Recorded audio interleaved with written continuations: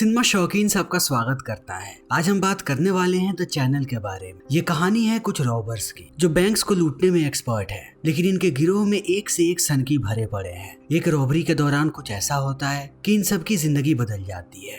कहानी की शुरुआत होती है और हम दो गिरोह को लड़ते हुए देखते हैं। इसमें एक गिरोह ऐसा है जिसने नाइट विजन वाले ग्लासेस पहन रखे हैं, इसीलिए उनके लिए गोलियां चलाना आसान है। वो एक एक करके अपने अपोजिशन को ऐसे ही मारते रहते हैं।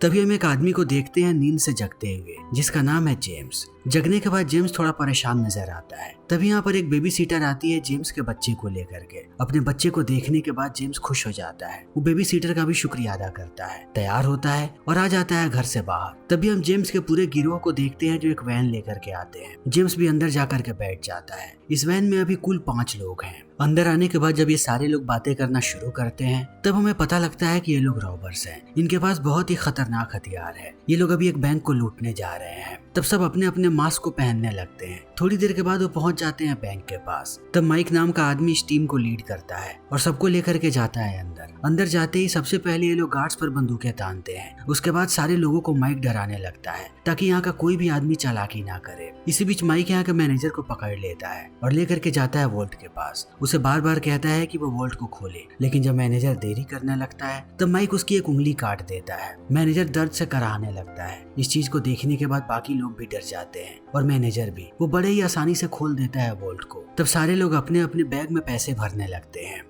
पैसे भरने के बाद ये चारों तरफ देखते हैं। इन्हें पता लग जाता है कि यहाँ पर कोई भी खतरा नहीं है, यानी ये लोग बाहर आ सकते हैं। तब सब लोग बेधड़क बाहर आते हैं। बाहर आने के बाद इन्हें पता लगता है कि यहाँ पर पुलिस वाले आ चुके हैं, वो भी सब अपने खतरनाक हथियारों के साथ। जब तक ये लोग कुछ करते उससे पहले पुलिस वाले इन पर गोलियां चलाना शुरू कर देते हैं। तब बदले में ये लोग भी गोली चलाते हैं। बहुत देर तक यहाँ पर गोलीबारी होती है, लेकिन पुलिस वालों की तादाद बहुत ही ज्यादा है। वो हर तरफ से इन पर गोलियां चला रहे हैं। इन सब की हालत तब खराब होती है जब पुलिस वाले इनके एक साथी को मार गिराते हैं। तब सारे लोग डरने लगते हैं। इसी बीच इनका ड्राइवर जैसे ही बाहर आता है पुलिस वाले उसे भी मार गिराते हैं। इस चीज को देखने के बाद ये सारे लोग समझ जाते हैं कि कहीं आज इनका आखिरी दिन हो सकता है। इसीलिए सब लोग अब भागने लगते हैं। जिसको जहाँ जगह मिलती है वो उसी तरह भागता है। तभी इन्हें एहसास होता है कि और भी पुलिस वाले यहाँ पर आ गए। उन लोगों ने हर तरफ से रास्ते को ब्लॉक कर रखा है। तब ये लोग और भी ज्यादा डर जाते हैं, लेकिन अब इनके अंदर एक गुस्सा भी है। ये जानते हैं कि इनके पास लड़ने के अलावा दूसरा कोई भी रास्ता नहीं है। तब ये लोग दोबारा गोलियां चलाने लगते हैं। कुछ पुलिस वालों को ये लोग मार गिराते हैं, मगर अब पुलिस वाले भी गुस्से में हैं। वो इनमें से किसी को भी जिंदा नहीं छोड़ना चाहते। जेम्स के ग्रुप में अब सिर्फ 4 ही लोग जिंदा बचे हैं, जो एक एक करके घायल हो रहे हैं। तब ये लोग योजना बनाना शुरू करते हैं। इनके पैसों का बैग बहुत ही भारी, उसे लेकर के ये लोग तेजी से नहीं भाग पाएंगे। इन चीजों को देखने के बाद जैक नाम का आदमी कहता है कि मैं पैसों को लेकर के यहाँ से निकलता हूँ। तब जेम्स कहता है कि यहाँ पर जितने भी घायल दोस्त हैं हमारे, मैं उन सबको लेकर के निकलता हूँ। तब ये लोग दोबारा भागने की कोशिश करने लगते हैं। जेम्स को बगल में ही एक गाड़ी नजर आती जिसके अंदर एक आदमी बैठा है। जेम्स उस आदमी को धमका करके बाहर निकाल देता है, फिर अपने साथी को बैठाता है गाड़ी के अंदर और भागना शुरू कर देता है। मगर पुलिस वाले अभी भी इनके पीछे ही है, चाहे ये गाड़ी से भागे या पैदल। पुलिस वाले इनका पीछा नहीं छोड़ने वाले, लेकिन ये लोग भी इस काम में माहिर है। इन्हें पता है कि कैसे भागा जाता है पुलिस वालों से। बहुत देर तक ये लोग भागते रहते हैं, फिर एक जगह पर इकट्ठा होते हैं और अपनी गाड़ी को चेंज कर लेते हैं ताकि पुलिस वालों को पता न लगे कि अब ये लोग कौन सी गाड़ी में हैं। और ये टेक्निक काम भी आती है। जल्दी ही वो पुलिस वालों से पीछा छुड़ा लेते हैं और चले आते हैं बहुत दूर। बहुत दूर आने के बाद वो लोग अपने कपड़े बदलते हैं और दोबारा गाड़ी बदलते हैं। 4 में से अब 3 लोग ठीक हैं और इनका एक साथी बहुत ही बुरी तरीके से घायल है। ये लोग अलग गाड़ी में बैठ करके यहाँ से निकलने लगते हैं, लेकिन दूसरी तरफ पुलिस वाले अभी भी तलाशी ले रहे हैं। शाम हो चुकी है, लेकिन वो यहाँ के हर एक कोने कोने में तलाशी ले रहे हैं इन लोगों को ढूंढने के लिए। तभी रात में हम फ्रैंक नाम के एक स्पेशल एजेंट को देखते हैं जो उस जगह पर आता है जहाँ पर ये घटना हुई थी। तब यहाँ के बाकी सिपाही उस पर गुस्सा हो जाते हैं। कहते हैं कि सुबह से ये चीजें चल रही, सब तुम्हारा इंतजार कर रहे थे कि तुम कब आओगे और तुम अभी आ रहे हो रात में। तब फ्रैंक कहता है कि मैं वॉशिंगटन में था, मैं अभी अभी यहाँ पर आया हूँ। लेकिन सबको लगता है कि फ्रैंक ने अपनी ड्यूटी अच्छे से नहीं निभाई है। अगर फ्रैंक यहाँ पर होता तो चीजें और भी आसान हो जाती पुलिस वालों के लिए। तभी यहाँ पर एक और एजेंट आता है जिसका कोड नेम है जाइंट। जाइंट आते ही कहता है कि उन लोगों ने आज हद पार कर दी है, हमारे बहुत सारे पुलिस वालों को मार गिराया है और इस चीज को हम कभी भी नजरअंदाज नहीं कर सकते। जब तक वो सारे मारे नहीं जाते तब तक हम में से कोई भी चैन की सांस नहीं लेगा। तब फ्रैंक पूछता है कि वो कितने लोग थे। जाइंट कहता है कि वो 4 लोग अभी भी जिंदा हैं, उनमें से एक बहुत ही बुरी तरीके से घायल है। इन बातों को सुनते ही फ्रैंक कहता है कि अपने सारे आदमियों को लगा दो हर एक हॉस्पिटल और हर एक क्लिनिक में। वो उसका इलाज करवाने के लिए जरूर किसी न किसी डॉक्टर के पास जाएंगे और वो सही वक्त होगा उनका पीछा करने का। इन्हें शक है फैन नाम के एक आदमी पे। इनको लगता है कि आज जो चोरी हुई है उसमें फैन नाम का आदमी भी शामिल था। फैन उसका कोड नेम है। ज्यादातर लोग उसे फैन के नाम से ही जानते हैं, लेकिन असली नाम उसका किसी को भी नहीं पता। अब फ्रैंक आकर के बैंक के सारे एम्प्लॉयज से बात करने लगता है जो इस पूरे घटना के वक्त वहाँ पर मौजूद थे। वो एक एक करके जब सबसे बात करता है तब एक लड़की बताती है कि जिस तरीके से वो बात कर रहे थे मुझे लगा कि उनका ब्रुकलिन का एक्सेंट है और कुछ लोग इसी शहर में रहते हैं। इन बातों को सुनने के बाद फ्रैंक खुश हो जाता है क्योंकि अब वो जानता है कि आखिर ये रॉबर्ट्स कहाँ के हैं। इसी बीच फ्रैंक का फोन बजता है। जब वो फोन उठाता है तब हमें पता लगता है कि उसके बेटे ने कॉल किया है। तभी यहाँ पर जाइंट आ जाता है और फ्रैंक को बताता है कि जिस कार से वो लोग भागे थे उस पूरे कार को उन लोगों ने नदी के पास जला दिया है, यानी कि उस कार में भी हमें अब कोई भी सबूत नहीं मिलने वाला। तभी यहाँ पर विक्टर नाम का आदमी आता है। विक्टर भी एक एजेंट है। वो बताता है कि शहर के और कौन कौन से कोने में ये लोग उन्हें ट्रैक कर सकते हैं जहाँ पर अभी तक इन लोगों ने नहीं देखा है। फिर ये तीनों एक साथ निकल पड़ते हैं उन्हें ढूंढने के लिए। इसी बीच हम जेम्स को देखते हैं जो बिली नाम के आदमी के घर पे आता है अपने साथी को लेकर के। इनका जो साथी घायल है उसका नाम है जॉन। जॉन की हालत खराब हो रही। बिली जब इन लोगों को ऐसी हालत में देखता है तब वो गुस्सा हो जाता है और जेम्स को कहता है कि तुम हमेशा ही मुझे फंसाने की कोशिश करने लगते हो, तुम इन सबको लेकर के यहाँ पर क्यों आए हो। तब हमें पता लगता है कि बिली इनके लिए मनी लॉन्ड्रिंग का काम करता है, लेकिन इन सबको नहीं पता कि अभी ये लोग कहाँ जाएं, इसीलिए ये लोग यहाँ पर आए हुए हैं। तभी हम एवा नाम की लड़की को देखते हैं जो इनके गिरोह की एक सदस्य है। वो जैसे ही जॉन को घायल हालत में देखती है वो माइक को मारने दौड़ती है क्योंकि उसे पता है कि माइक एक सन की आदमी, उसी ने सारी चीजों में गड़बड़ी की हो। मगर जेम्स उसे रोक लेता है और कहता है कि यह वक्त लड़ने का नहीं है। सारे पैसे को ये लोग यहाँ पर छोड़ देते हैं और निश्चय करते हैं कि सबसे पहले ये लोग जॉन को ठीक करवाएंगे। लेकिन यहाँ से निकलने से पहले वो बिली को बता देते हैं कि सारे पैसों को कहाँ भेजना है और यहाँ से निकल पड़ते हैं। तभी हम फ्रैंक की पूरी टीम को देखते हैं जो उस जगह पे पहुंच गए हैं जहाँ पर इन लोगों ने गाड़ियों को जलाया था। इन सारी चीजों को देखने के बाद फ्रैंक कहता है कि ये सारे रॉबर्स पहले शायद मिलिट्री में थे। इन्हें पता है कि सबूतों को कैसे मिटाना है और जिस तरीके से उन लोगों ने हमारे सारे साथियों को मारा है, जितने आसानी से वो लोग उन बंदूकों को चला रहे थे, इन चीजों को देख करके इस बात की पुष्टि होती है कि वो लोग जरूर मिलिट्री में थे। तो हमें थोड़ा संभल करके रहना पड़ेगा। ये मिशन थोड़ा मुश्किल होने वाला है। जब भी हम इनके पीछे जाएंगे तो संभल के जाएंगे वरना जान का खतरा हमेशा ही रहेगा। इसी बीच हम जेम्स और माइक को देखते हैं जो जॉन को लेकर के आते हैं एक घर पे क्लियरेंस नाम के आदमी के पास और उसे कहते हैं कि वो उपचार करे जॉन का। जब ये लोग बात कर रहे होते हैं तभी बिली कॉल करता है जेम्स को। तब जेम्स बाहर आ जाता है। बिली बताता है कि इस पर खतरा बहुत ही ज्यादा है। अगर तुम सच में चाहते हो कि मैं पैसों की हिफाजत करूं तो मेरा कट बढ़ाना पड़ेगा। जेम्स बिना सोचे समझे हाँ कह देता है क्योंकि उसके पास दूसरा कोई भी ऑप्शन नहीं है। तभी अंदर हम माइक को देखते हैं। वो क्लियरेंस को पैसे देता है और कहता है कि जॉन का ख्याल रखना, लेकिन क्लियरेंस को भी पता है कि माइक क्या कर रहा है। क्लियरेंस अपनी पूरी कोशिश कर ले फिर भी वो जॉन की जान नहीं बचा सकता और माइक उसे पैसे इसीलिए दे रहा है ताकि वो बस यहाँ पर मौजूद रहे जॉन के मरने तक। जॉन मर जाएगा तब इनका बर्डन भी खत्म हो जाएगा, इन्हें उसे हिस्सा भी नहीं देना पड़ेगा। जॉन को भी इन बातों का एहसास हो रहा है कि ये लोग उसका साथ छोड़ने वाले हैं, लेकिन जॉन की हालत इतनी खराब है कि वो कुछ भी नहीं कर सकता। पैसे देने के बाद ये लोग बाहर आकर के गाड़ी में बैठ जाते हैं। तभी हम एवा को देखते हैं और पीछे हम माइक को देखते हैं जो अपने हथियारों को तैयार कर रहा है और उसके साथ साथ वो बचे हुए पैसों को भी गिन रहा है। तभी एवा जेम्स से पूछती है कि तुम वापस कब आओगे। जेम्स कहता है कि मैं बहुत ही जल्द वापस आऊंगा। एक बार मैं पैसों को ठिकाने लगा दूं तब मैं वापस आकर के तुम्हें और जॉन दोनों को यहाँ से बहुत दूर लेकर के जाऊंगा, लेकिन तब तक तुम्हें मेरा इंतजार करना पड़ेगा। इतना कहने के बाद ये लोग निकलने लगते हैं। तभी यहाँ पर दो गाड़ियां आती है। इस गाड़ी से एक आदमी बाहर आता है जिसका नाम है ब्रियल।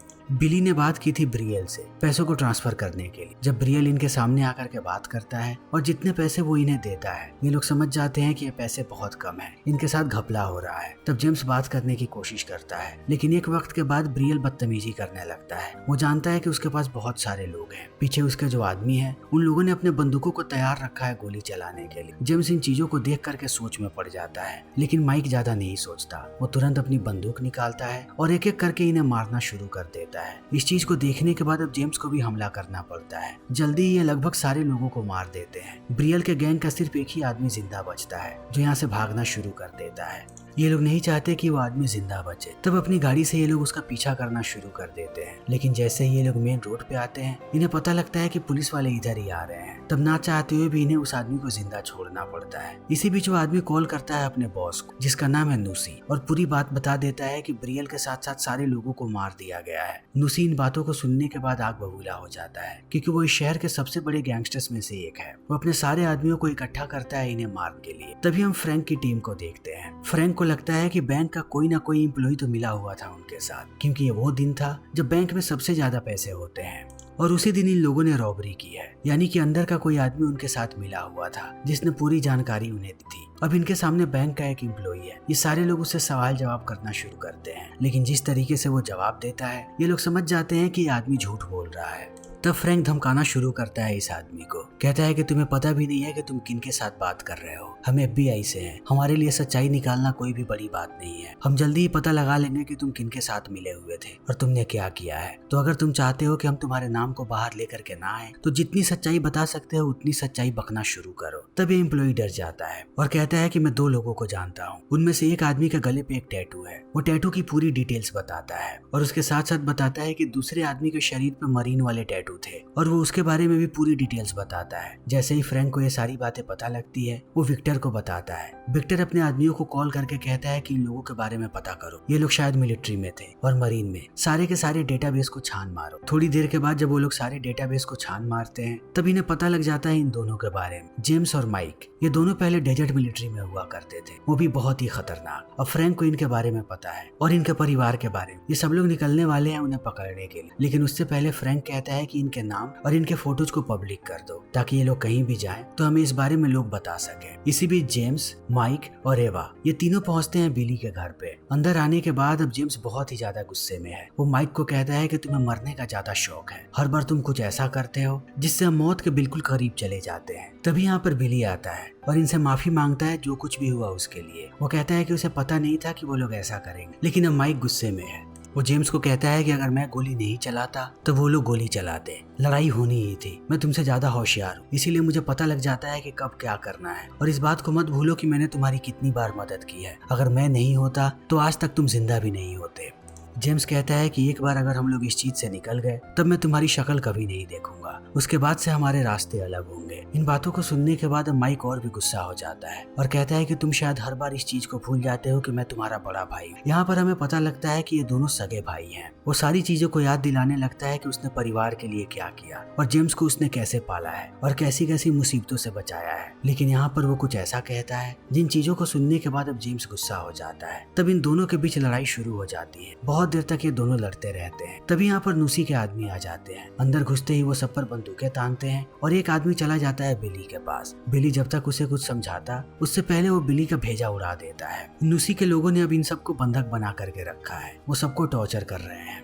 वहीं दूसरी तरफ माइक और जेम्स, इन दोनों को पब्लिक कर दिया गया है। हर जगह इनकी तस्वीरें वायरल हो रही हैं और इन लोगों ने क्या किया है, ये दोनों के दोनों भगौड़े हैं जो पुलिस से बहुत समय से भाग रहे हैं। तभी विक्टर फ्रैंक को बताता है कि नुसी गैंग के बहुत सारे लोगों को मार दिया गया है, वो भी थोड़े समय पहले। तब ये लोग कड़ी से कड़ी जोड़ने लगते हैं। इन्हें पता है कि नुसी गैंग मनी लॉन्ड्रिंग का काम करता है। फ्रैंक सारी बातों को समझ जाता है कि शायद इन सारी चीजों को किसी और ने नहीं बल्कि जेम्स और माइक ने किया है। वो शायद मनी लॉन्ड्रिंग करवाने गए हों, लेकिन डील खराब हुई होगी और इनके बीच गोलियां चलने लगी। फ्रैंक अपने सारे लोगों को अलर्ट कर देता है और कहता है कि अगर नुसी गैंग का कोई भी आदमी कहीं भी नजर आए तो सबसे पहले मुझे इत्तला करो।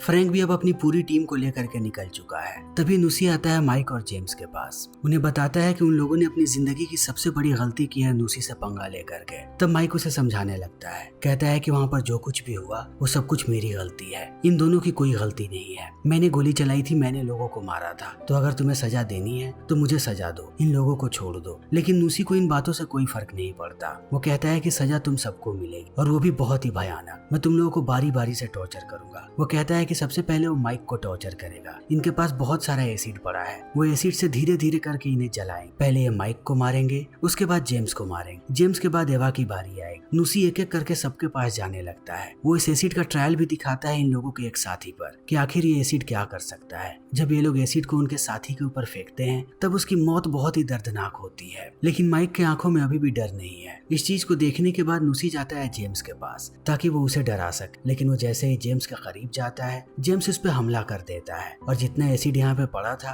एसिड अब नुसी के साथियों पर गिरने लगता है। तुरंत ही इनके हाथों में बंदूकें आ जाती हैं। ये लोग एक एक करके सबको मारना शुरू कर देते हैं। अब माइक भी आजाद है। माइक पहुंचता है नुसी के पास और अपने हाथों से उसकी खोपड़ी उड़ा करके उसे मारता है। तभी हम फ्रैंक को देखते हैं जिसे इस जगह के बारे में पता चल चुका है। वो अपनी पूरी टीम को यहाँ पर आने के लिए कहता है। जेम्स अब एवा को लेता है और भागते हुए आता है बाहर। तभी 2 पुलिस वाले उसके सामने आ जाते हैं, लेकिन पुलिस वाले इन्हें शूट करते उससे पहले माइक आकर के पुलिस वालों को शूट कर देता है। फिर जेम्स जेम्स और एवा को कहता है कि वो लोग यहाँ से भागे। अब चारों तरफ पुलिस वाले आ गए हैं, हर तरफ से गोलियां चल रही हैं। तब माइक सब पे गोलियां चलाने लगता है। वो यहाँ से नहीं भागता। इस चीज को देखने के बाद जेम्स समझ जाता है कि माइक क्या कर रहा है। वो अपने जान की कुर्बानी देने वाला है ताकि जेम्स यहाँ से भाग जाए। जेम्स ने माइक को जितने भी शब्द कहे थे उसे अब पश्चाताप हो रहा है कि उसने अपने बड़े भाई के लिए क्या बोला। उसका बड़ा भाई उसके लिए जान देने को तैयार है।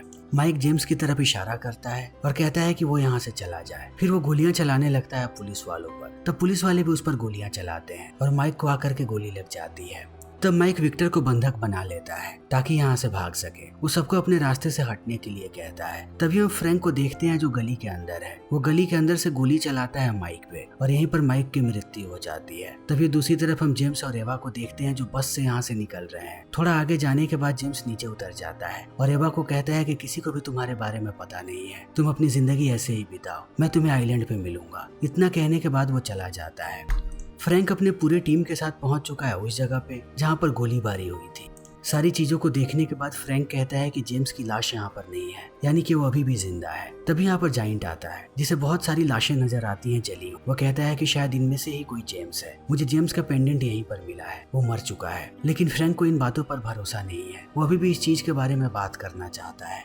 फिर समय ऐसे ही बीतने लगता है। फ्रैंक अभी भी कार्यवाही कर रहा है। थोड़े समय के बाद वो जाता है एवा के पास और उससे बात करता है। बहुत देर बात करने के बाद एवा कभी भी जिक्र नहीं करती जेम्स का। तब फ्रैंक को लगता है कि शायद जेम्स मर चुका है। वो इस फाइल को बंद कर देता है। तब थोड़े समय के बाद हम जेम्स को देखते हैं एक छोटे से आइलैंड पे और यहाँ पर अब एवा भी आ चुकी है उसकी बच्ची को लेकर। ये तीनों एक साथ बहुत ही खुश है और ये फिल्म यहीं पर खत्म हो जाती है। तो दोस्तों, हमारी आज की ये वीडियो यहीं पर खत्म होती है। अगर आपको हमारी ये वीडियो पसंद आई हो तो इसे लाइक करें, शेयर करें और चैनल को सब्सक्राइब करें। Thank you.